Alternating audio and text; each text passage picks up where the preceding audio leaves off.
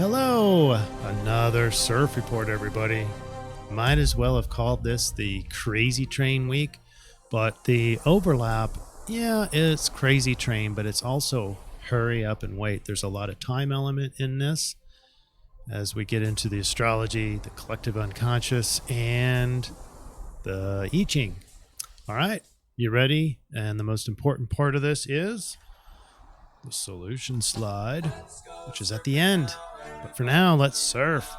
For surfing, we got to figure out what the waves are, what the energetic waves are, so we can posture correctly and then figure out what to do about those energies. This week, as I get my pointer out, because I keep forgetting that, this week is a very, very high congruency score. And right in the middle of the astrology, forgot to take this little circle out. Sorry. I knew I forgot something. But the big magenta circle, that's the tropical astrology. And the highlight right in the middle of that is this going to be this Sun and Mercury together, but also square Saturn. And so we have this Mercury Combust. So mind is confused, weakened, communications weakened, travels weakened, everything's really weakened. And by the way, there's no combust. I'll explain that. So in the combust, it sort of reverses momentarily for a small snippet of time, or Mercury gets super strong when it's in the eye of the sun. Well, it doesn't get close enough for that. Yeah, they are passing horizontally, but vertically, they actually start in the same piece of sky as Mercury's going retrograde, but then they sort of miss each other like that. So anyway, we're off on Cazimi, but it's going to be, unfortunately, a hell of a combust as Mercury and the sun collide together. And as that's happening, it's going to square Saturn. Saturn representing, well, can represent Father Time. And so we have this pressure on time, this lack of time, Saturn also limitation. So we've got a weakened mind with limitation of time. So patience was the I-Ching. That's like directly in the middle of this astrology board. And then just so happens that the Dreambot's talking about time and time on target and ERA and era, not ERA, sorry, era, like a time era. And then Crazy Train, as you're going to see. But it's a high congruency score because it's crazy. But without our minds working at full capacity and egos pressured into transformation with Pluto, and we've got Father Time conflicting with us, we're just in a hurry up and wait sort of environment. And so we're going to talk about all the things affecting this and why I came up with this. That's the main energy that I expect a lot of us to feel. This could translate into anxiety, maybe some boredom for some, and for some people that react to boredom more as anger. So there might be some irritation, anger, unsettling, maybe some general irritability. All right, let's go ahead and get started. How about that?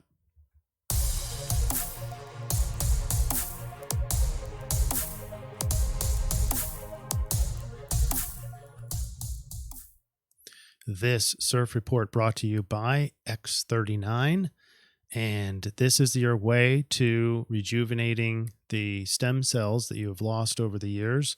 We naturally start losing peptides and stem cells for better health. You can start to get those back by using these X39 patches. The link is down below, and it also supports the channel, so I encourage you to get started now. Now, let's look at the Dreambot. And the biggest meme, in my opinion, is time.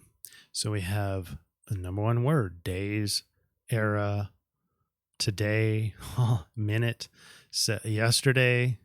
And I have got two arrows to TOT. And this one's particularly important to me. I'm thinking that this could be the time that we've all been waiting for.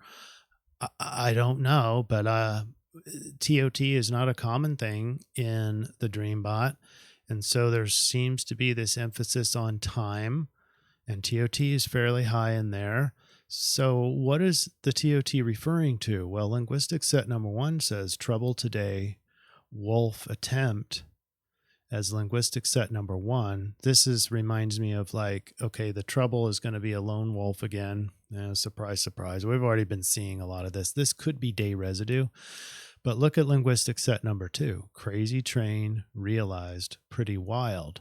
So crazy and wild are together, and that's matched with trouble and wolf, in lots of different contexts, wolf and then blood, of course. So trouble, mayhem, craziness. Again, this could be a set of day residue from the alleged shootings and or false flags, as some people believe. I don't know. I haven't investigated into that, but I keep an open mind.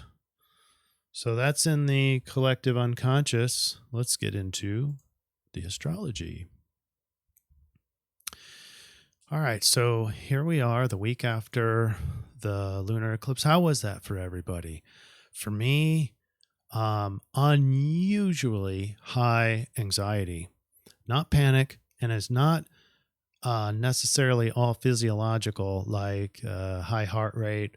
Yeah, there was some of that, but it was more of a cognitive thing, but ascertainable to me. Not even sure if I pronounced that word right, but a lot of anxiety in this lunar eclipse for me personally that lasted approximately 2 days before, maybe a day and a half before, and about 2.5 days after. So a nice big span of space. And of course, there are circumstances that might be a cause for those, but so that was me personally. How was that for you? Some of you might have gotten more passionate, more dream content, more transformative stuff. So I'd like to hear from you there. But this week, again, just a reminder that Mercury is in retrograde and heading back towards the sun in a combust. We're going to start off combust here this week. We have Mars towards the end of the week. It's going to go into home of Aries, and that'll change how you apply your yang activity and how you sense your willpower and how you orient your yang energy. It will have an influence on that. This is an all-important alignment here. This is Mars conjunct Neptune. It was just at the start of this week. They're going to be very together. And this is carrying out your dreams. This is manifesting your fantasy, manifesting your dreams. Yeah, it has a downside. None of these are all good, but it has an extreme good. And because Mars right here at the beginning of the week is in Pisces, it's going to make for sort of a self-sacrifice-ish kind of a thing. It's for the collective good, is your yang activity. And so the dreams might be more oriented towards others. But that changes when Mars goes into Aries. It's more about self. What can I get for myself? Not necessarily a bad thing. It sounds like selfishness. I'm not saying that. All right, so here we go. We got a lot going on starting on Thursday, the 19th. May 19th, 2022, Mercury in retrograde on its way to a non-combust. a non-Cazimi. And the reason why, we start off with Sun and Mercury actually parallel. And parallel, that's really tight, as we've talked about in previous CIRF reports. That's really tight. So they can even be overlapped. If I'm trying to do my circles with the planets, they can be just a little bit overlapped and still not be considered parallel. In my parallel, it's set, the software is set for 17 minutes. And so in order for it to be more than 17 minutes, it has to be really close together. Well, that doesn't happen this time around, this conjunction with Mercury and Sun. So all we get is a closeness, which is a weakened Mercury a weakened mind, a weakened logic, even though Mercury is currently in Gemini. That sun influence here really weakens that planet. So we face more. Okay, what the other thing? Mercury conjunct Sun is square over to Father Time or Saturn. So there's this, first of all, and most importantly, this limitation of time. This hurry up and wait kind of environment is right here. The pressure of time, whatever that manifests for you. Maybe it's not hurry up and wait. Maybe it's get as much as done as you can while you can, but that makes it hard. It's the attention on hardship, Saturn, all the things Saturn, limitation, government, laws. And so we face pressure. Our ego and our minds face pressure from limitation, challenges, status quo, laws, just the way it is with Saturn.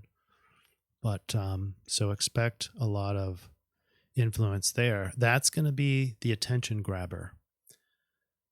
Then you also have Mercury, mind, and ego making an easy transformation as the moon starts to get close to Pluto, and we're making a big, easy transformation in the way we think and the way or what's important to us in our egos and that kind of thing. So that can be disorienting and that can feel crazy. And all the while, all week, we have this, I'm going to call secret, because this other dominating energy and, the conjunction and the trine and especially the squares are going to occlude these sextiles, but there's a lot of them. There's a lot of opportunities cropping up for the ego and mind, even though it's in a weakened state, opportunity to carry out your dreams. Because this is Mars and Neptune, like I talked about, just within 1 degree of each other. And then Mars and Jupiter. Actually, all three of them are considered conjunct. So it's a combination of all three of them. Jupiter being the higher wisdom, Mars being sort of a little oriented towards self-sacrifice because it's in Pisces, but still a yang activity and still strong, even though he's running in water, still powerful and can carry out your dreams. Same thing over here. So the transformation or the power that you get from this transformation of mind and ego can produce a big, healthy opportunity back to the same thing. So you've got a double-winged, huge, gigantic opportunity set with carrying out your dreams. Right now, in the early part of the week, those dreams will be much more successful if they have an air of sacrificing self in some way, so the betterment of others. Just because it's more of a Pisces thing, maybe more of a spiritual orientation to it. That'll change later in the week. And that directly goes into the solution, by the way. All right, Friday, not a lot changes. We're meeting. The Mercury and Sun are going to meet right on the cusp, you see. So Mercury retrograde is moving backwards in Gemini, and the Sun always moves forward in Taurus, and at the cusp, just a little bit off the cusp, is going to meet, but no cazimi. Right now, the Sun on this day, on Friday, the Sun and Mercury are considered parallel. They're in the same elevation in the sky, making this combust even stronger, which weakens Mercury even more. But like I said, they're going to go off of the elevation by the time they pass each other.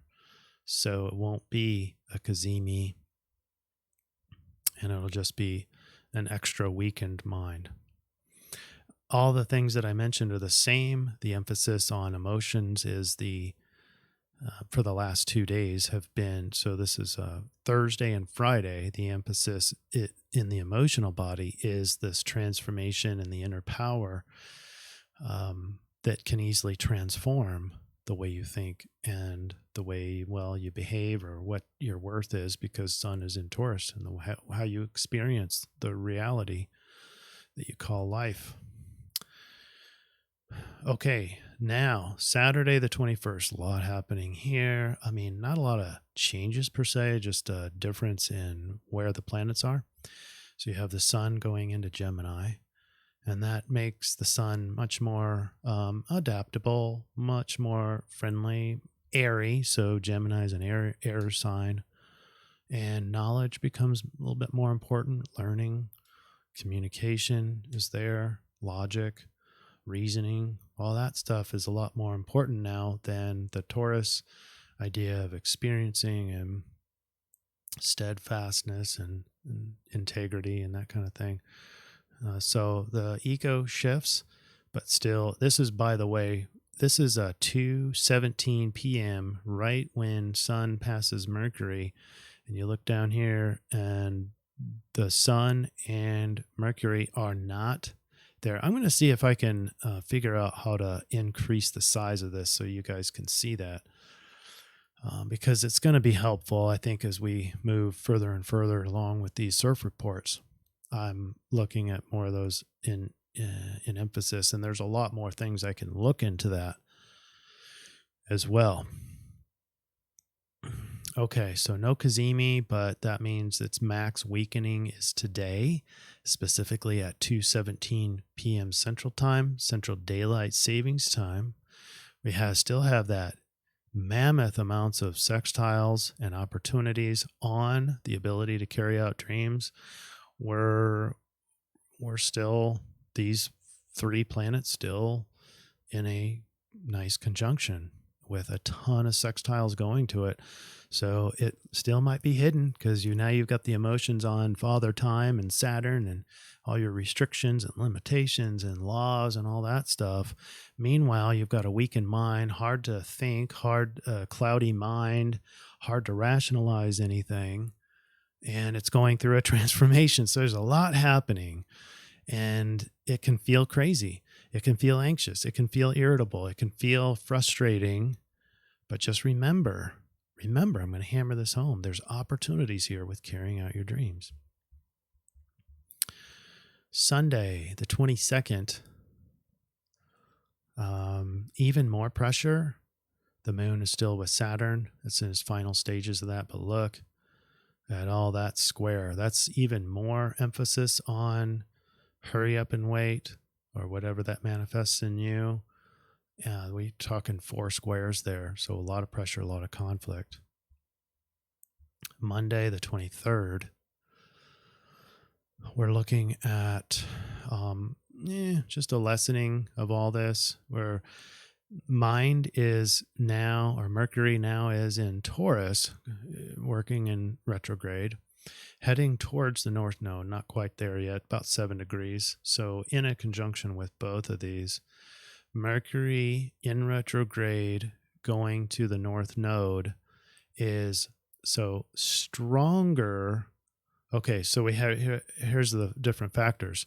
We have Mercury out of home now, so that's weakened slightly, but we have a strengthening in terms of being outside, more and more outside of the Sun's energy and light. So we'll be able to think clearer, crisper, but a little bit less strength in terms of how we use the mind. And then with ironically, a retrograde feel is more of a past feel for thoughts, but now in a conjunction, a strengthening conjunction at that with North Node, which is future. So there's a paradoxical sort of feeling. It might feel like rock in a hard place sort of orientation, or damned if I do, damned if I don't sort of a thing, but with continuum of time. So the past comes in and it projects it to the future, and it might accidentally believe, because Mercury's weakened, that it's just going to keep on happening. And so fatalism comes in potentially. So watch out for that.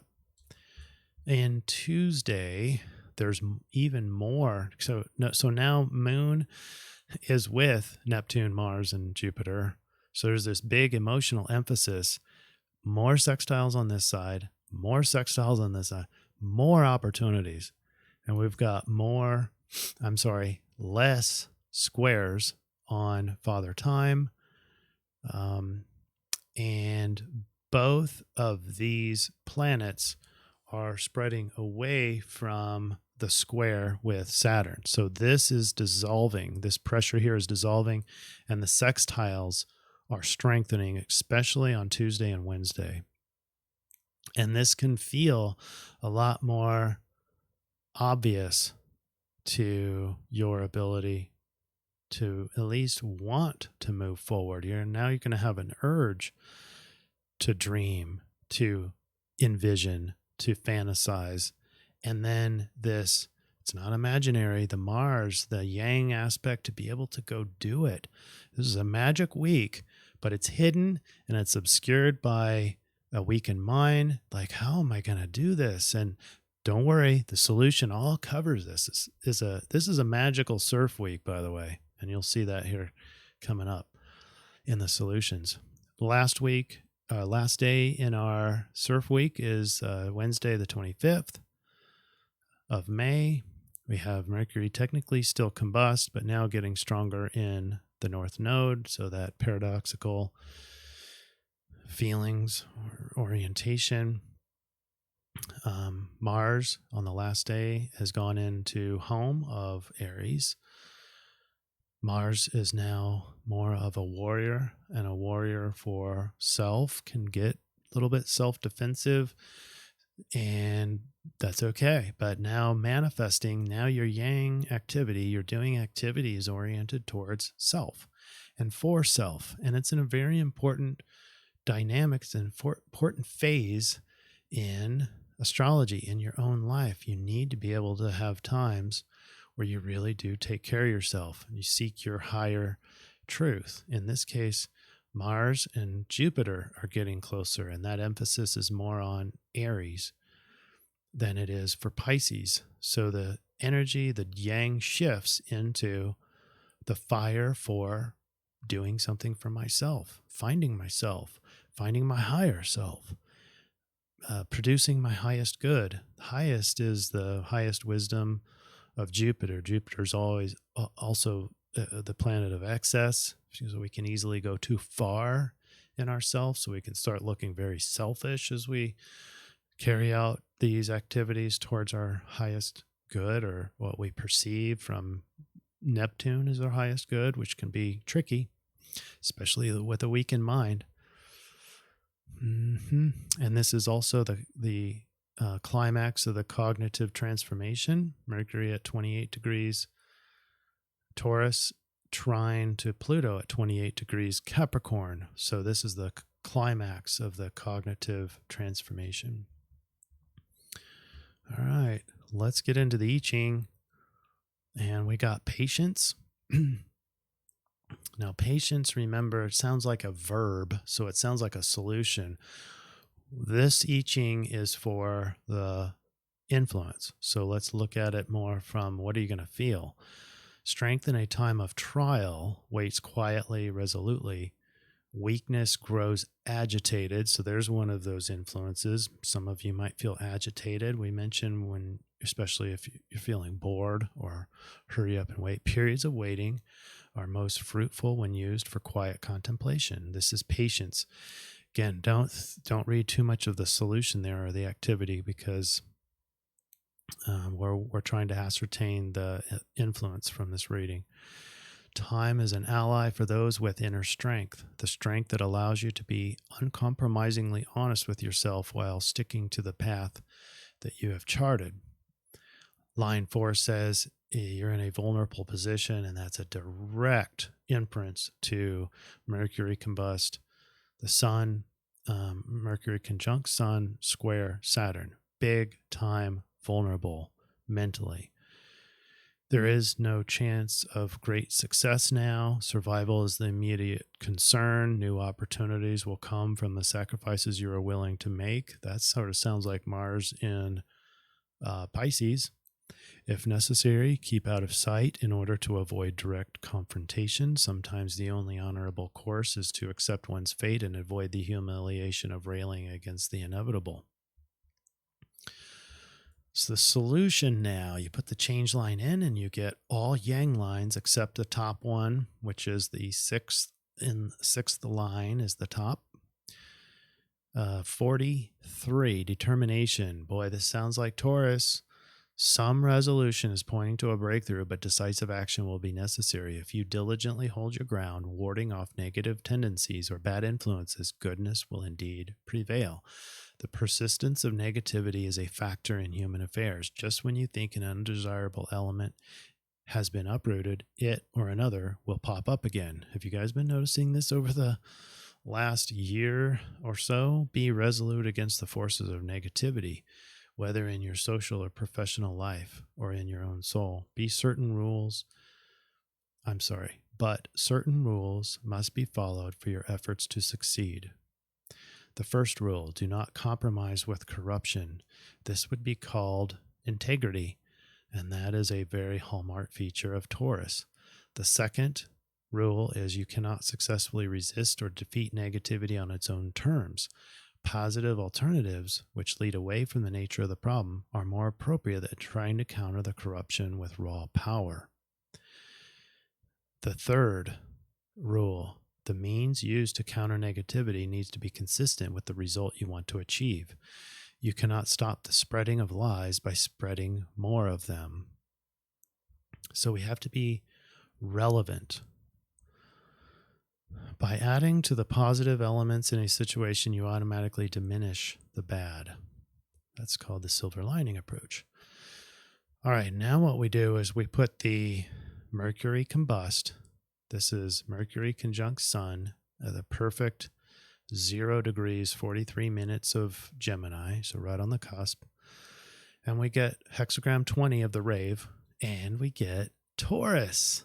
This is how we got Taurus. And why do we choose this? Because this was the biggest energy when it comes to the craziness, but the biggest effect on your behaviors will probably be the weakened mind state, so the maximum of Mercury Combust, but also the square to Saturn, especially with the moon on those couple of days. So this, ironically, hexagram 20 of the rave is contemplation. Isn't that interesting? We have the point at which the mind is the weakest. We have a gate called contemplation, but how deep does this contemplation go? Oh, superficiality. Interesting. So Mercury is at its weakest point, and it just so happens to be right on the line of the rave that says a reliance on shallowness. So we can't even go deep. The raising of superficiality to an art form, the sloganeer. Superficial expression as an art form. The superficial expression of the personality, the expression of the superficial personality. Did they just say that twice? Well, whatever. So superficiality, isn't that interesting? And it's also interesting that Mars sort of aids this by going at the end of the week, going into Mars, helping out the superficiality. But see, where am I going? Let's get into the meat and potatoes. This is the final slide, the solution slide. All right. Here we have time is a big theme this week. And it's sort of this feeling of, you told me to be here at this time, and here's what I have to do. And it's just wait.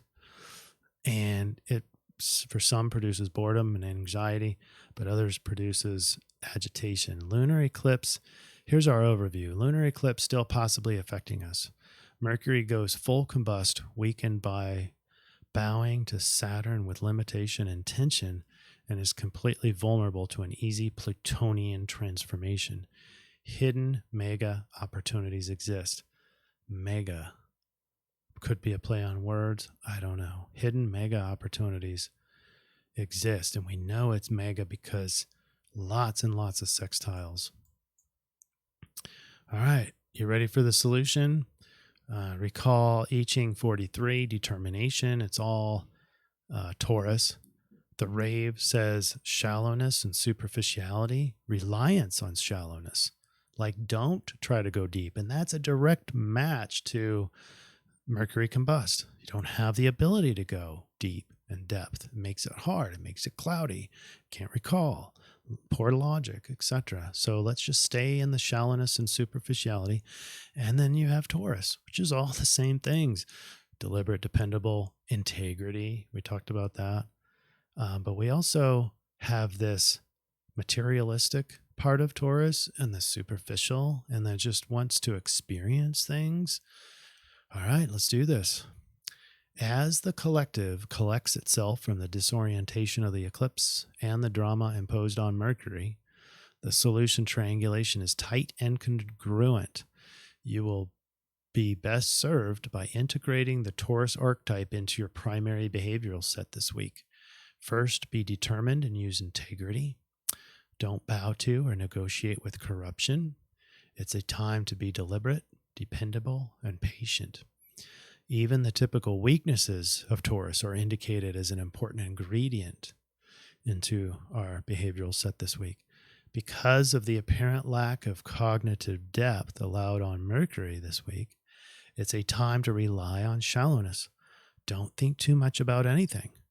Don't dive deep. Just see things as they are without much meaning. Superficiality isn't always a bad thing. Sometimes we need to just allow life to happen while we observe and experience it. Go with the flow and talk about the big picture obvious. The elephant in the room is not a bad thing to talk about. The weather is sort of that superficial light talk. That's a good thing to talk about. It's something that everybody can see imminently.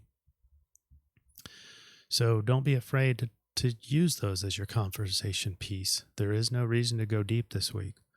Experience the finer things. Get pampered. Experience worth. I call them worth boosters. So this is the big Taurus thing. Taurus, the archetype of Taurus is always sort of trying to seek things of value and try to obtain more self-worth.